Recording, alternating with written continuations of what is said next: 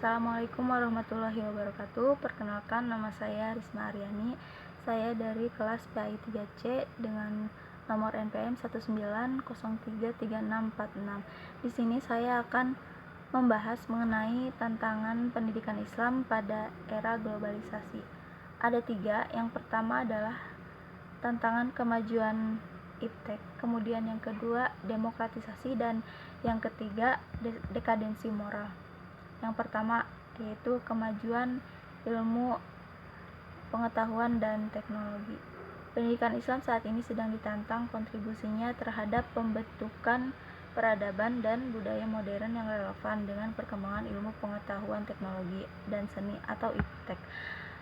Pada dimensi ini, pendidikan Islam mengalami kemunduran fungsi, degradasi fungsional, karena pendidikan Islam lebih berorientasi pada aspek moral spiritual. Secara makro, kondisi pendidikan Islam saat ini sudah ketinggalan zaman, tertinggal karena kalah berpacu dengan perkembangan dan perubahan sosial budaya, tertinggal sebab alumni yang dihasilkan kalah bersaing dalam penguasaan iptek. Iptek dengan beragam kemajuan yang dibawanya bersifat fasilitatif terhadap kehidupan manusia. Artinya, iptek memberi fasilitas kemudahan bagi manusia, tetapi juga dapat merugikan. Berdasarkan uraian yang tadi, dapat disimpulkan bahwa pendidikan Islam memandang perkembangan iptek sebagai tantangan yang harus dihadapi dan dikuasai, sehingga generasi muslim tidak tertinggal oleh kebudayaan yang berkembang. Kemudian yang kedua adalah tantangan demokratisasi. Demokratisasi merupakan isu lain yang mempengaruhi pendidikan Islam Indonesia. Kehidupan demokrasi adalah kehidupan yang menghargai akan potensi individu, artinya bahwa setiap bentuk homogenisasi masyarakat adalah bertentangan dengan prinsip-prinsip hidup demokrasi, sehingga menurut Tilaar, dalam bidang pendidikan, semua warga negara memiliki hak yang sama untuk memperoleh pendidikan, juga memiliki kewajiban yang sama dalam membangun pendidikan nasional yang berkualitas. Demokratisasi pendidikan membuka ruang partisipasi publik untuk terlibat dalam pendidikan, walaupun di satu sisi ini berpotensi melahirkan komersialisasi pendidikan, terutama oleh kelompok pengusaha pendidikan yang meraup keuntungan melalui bisnis pendidikan.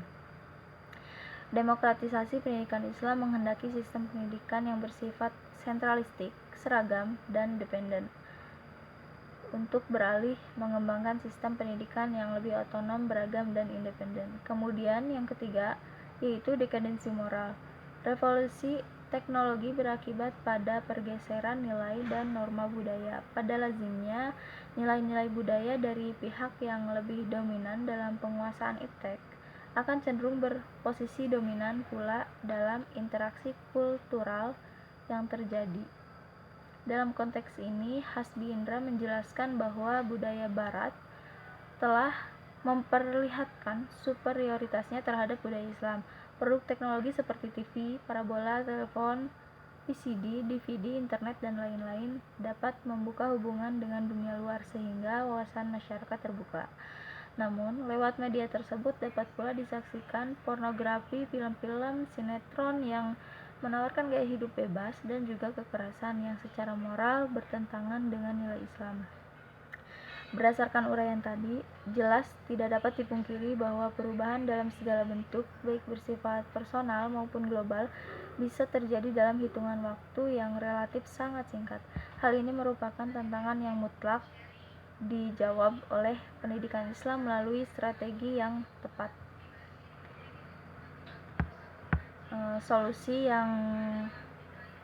Solusinya adalah yang pertama, ada 3 tantangan utama yang kini dihadapi oleh pendidikan Islam, yaitu kemajuan iptek, demokratisasi, dan dekadensi moral. Ketiga tantangan tersebut membawa pengaruh besar dalam semua bidang kehidupan manusia, termasuk bidang pendidikan, perkembangan, dan kemajuan iptek. Prinsipnya berpotensi melemahkan daya mental spiritual. Permasalahan baru yang harus segera dipecahkan oleh pendidikan Islam adalah dehumanisasi pendidikan yang netralisasi iptek dari nilai-nilai agama.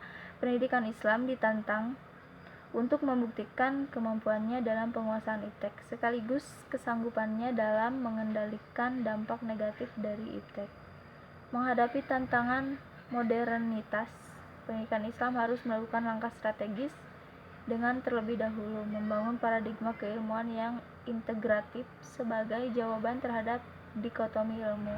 Lembaga-lembaga pendidikan Islam juga mendesain ulang fungsinya dengan memilih model pendidikan yang relevan dengan perubahan zaman dan kebutuhan masyarakat. Pilihan yang paling tepat adalah mengadaptasi model pendidikan modern atau model pendidikan barat dalam sistem pendidikan Islam. Pilihan ini bukan berarti sekularisasi atau westernisasi, tetapi pilihan ini tetap meniscayakan nilai-nilai Islam terpelihara dalam aktivitas pendidikan Islam. Tahap selanjutnya, lembaga-lembaga pendidikan Islam harus mereformasi kurikulumnya agar dapat menyiapkan sumber daya manusia yang dalam menghadapi yang unggul dan memiliki daya saing dalam menghadapi kompetisi global. Cukup sekian pemaparan dari saya. Mohon maaf bila banyak salah. Wassalamualaikum warahmatullahi wabarakatuh.